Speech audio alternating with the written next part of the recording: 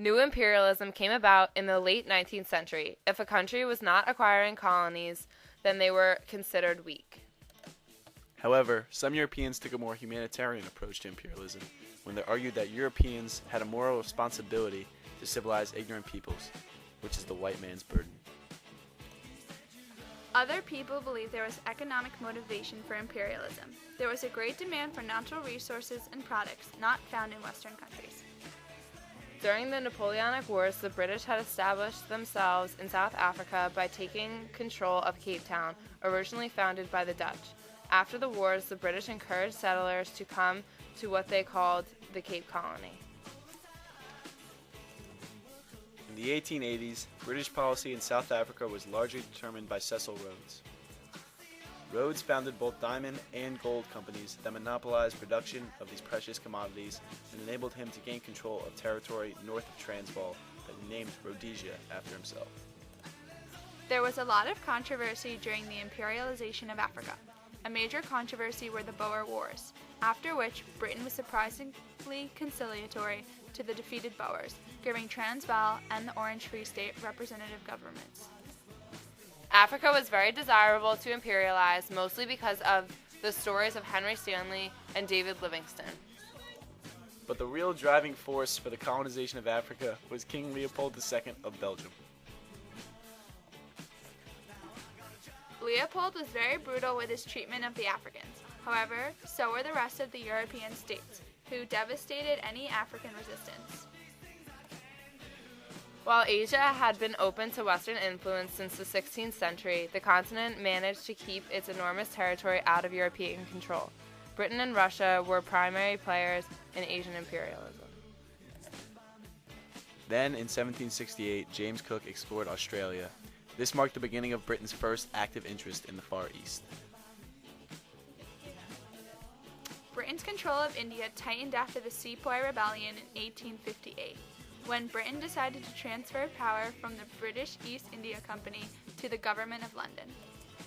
In 1876, Queen Victoria was bestowed Empress of India, symbolizing her power over her new foreign subjects.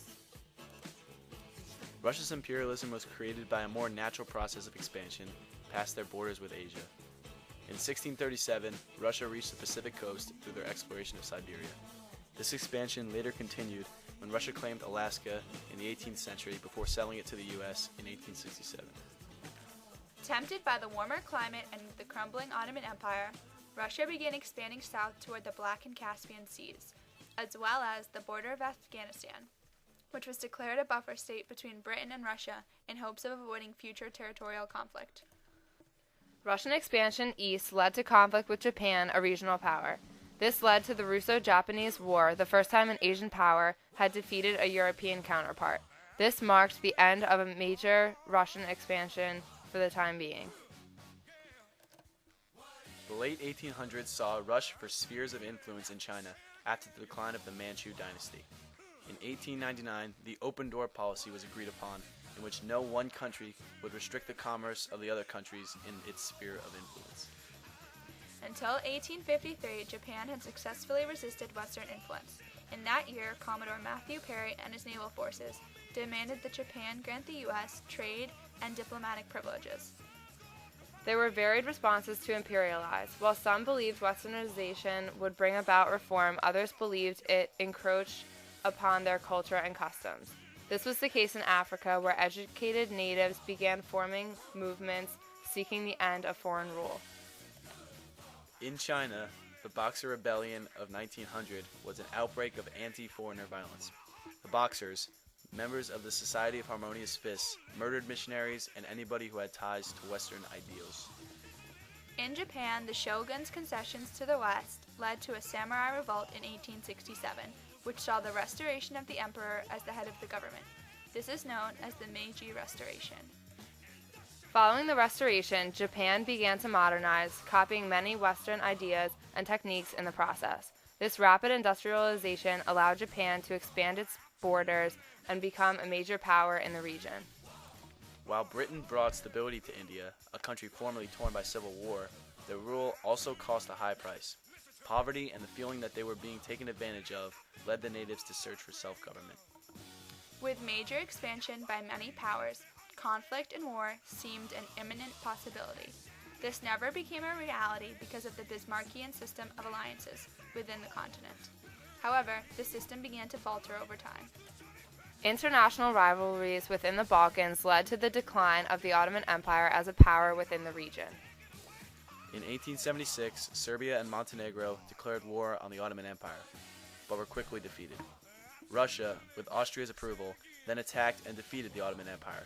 Following the conflict, the Treaty of San Stefano was signed. This treaty was later dissolved at the Congress of Berlin. Peace was established for the time being. With a growing threat to each country's security, nations began reaching out to create new alliances. Among these were the Triple Alliance of Germany, Austria, and Italy, and the Triple Entente of France, Russia, and Great Britain. Following Bismarck's dismissal in 1890, international rivalries began to intensify in Europe. It seemed that the continent was on a collision course for war.